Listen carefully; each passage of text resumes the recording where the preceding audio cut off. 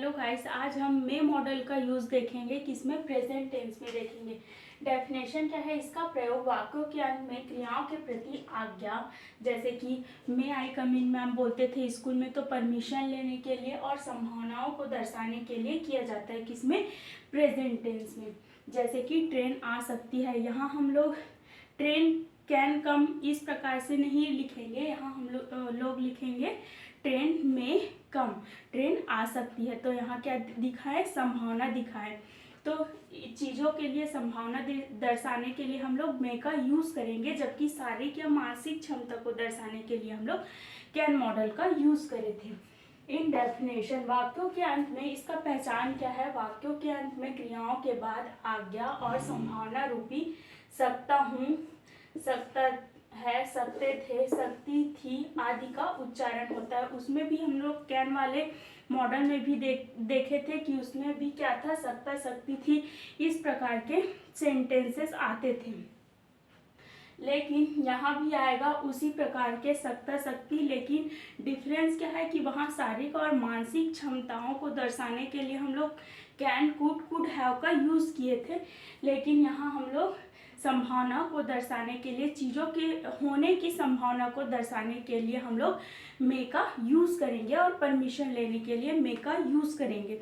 तो देखते हैं प्रेजेंट टेंस में इसका स्ट्रक्चर कैसे होता है, या फिर प्रेजेंट टेंस में हम लोग मे को कैसे यूज़ कर सकते हैं।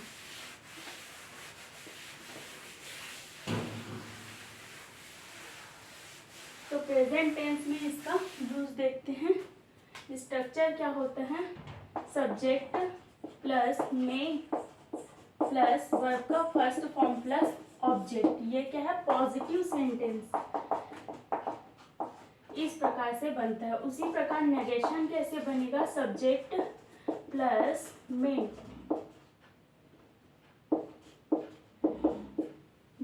प्लस नॉट क्या हो जाएगा? मेंट प्लस वर्ब का फर्स्ट फॉर्म प्लस ऑब्जेक्ट।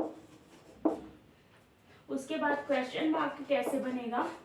मे प्लस सब्जेक्ट प्लस वर्ब का फर्स्ट फॉर्म प्लस ऑब्जेक्ट। और इंट्रोनेगेशन कैसे बनेगा? जो कि क्वेश्चन वाक्य और नेगेशन से मिलकर बना होता है। May not plus subject plus verb का फर्स्ट फॉर्म प्लस ऑब्जेक्ट। अब इसका एग्जाम्पल सॉल्व करते हैं। जैसे कि ट्रेन आ सकती है,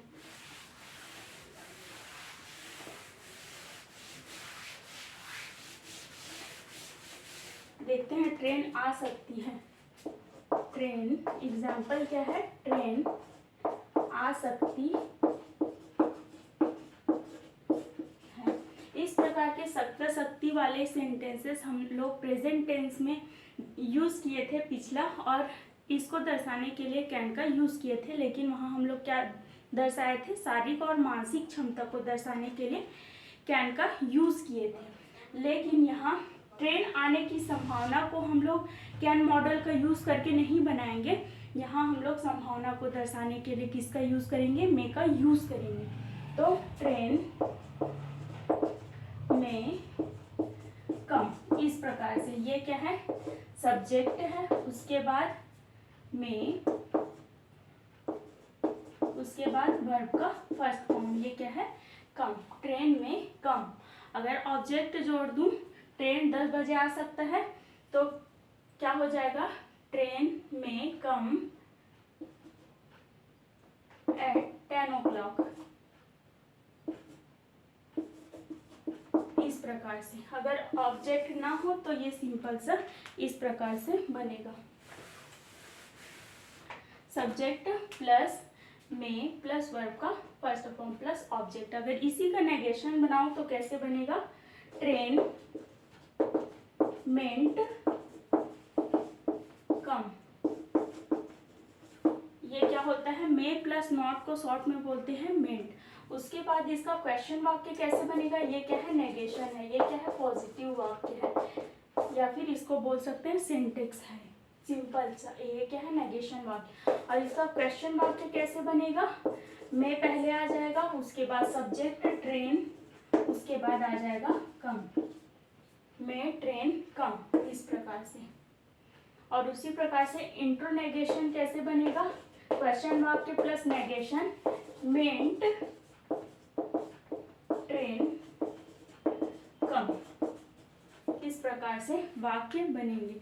अब इसके बाद हम लोग देखेंगे पास्ट टेंस में हम लोग संभावना या परमिशन लेने के लिए माइट का यूज करते हैं, जो इसका मे का सेकेंड फॉर्म है माइट। तो आगे लेक्चर में माइट का यूज देखेंगे।